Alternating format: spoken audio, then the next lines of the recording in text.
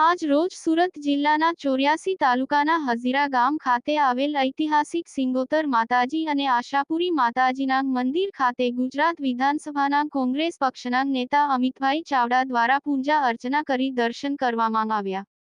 ગુજરાત વિધાનસભા કોંગ્રેસ પક્ષના નેતા અમિતભાઈ ચાવડા અને ગુજરાત પ્રદેશ કોંગ્રેસ સમિતિના મહામંત્રી દર્શનભાઈ નાયક દ્વારા સુરત જિલ્લાના 84 તાલુકાના હઝીરા વિસ્તારમાં લોકોની મુલાકાત લઈ તેમને સમસ્યાઓ સાંભળવામાં આવી। કોંગ્રેસના વિધાનસભાના ઉમેદવાર રહી ચૂકેલા હઝીરા ગામના કમળાબેન પટેલ દ્વારા અમિતભાઈ ચાવડાનું સ્વાગત કરવામાં આવ્યું।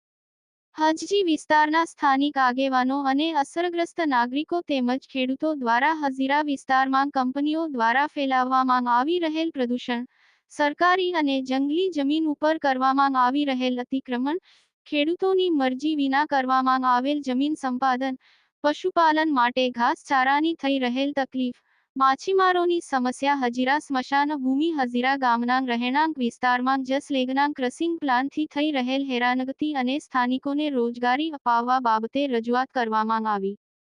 ગુજરાત વિધાનસભાના કોંગ્રેસ પક્ષના નેતા દ્વારા સ્થાનિકો દ્વારા કરવામાં આવેલ તમામ રજૂઆત બાબતે ન્યાય અપાવવા માટે સરકારમાં યોગ્ય જગ્યાએ રજૂઆત કરવાની અને વિધાનસભામાં પણ પ્રશ્ન ઉઠાવવાની અને ન્યાય માટે જરૂર પડે તો સ્થાનિકોને સાથે રાખી ગાંધીચીધ્યા માર્ગે આંદોલન કરવાની ખાતરી આપી।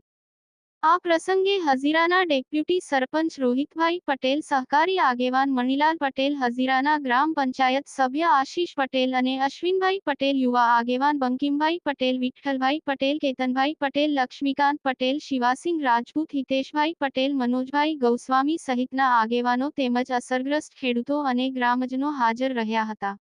રિપોર્ટર જગદીશ ભરવાડ, ન્યૂઝ 14 સુરત।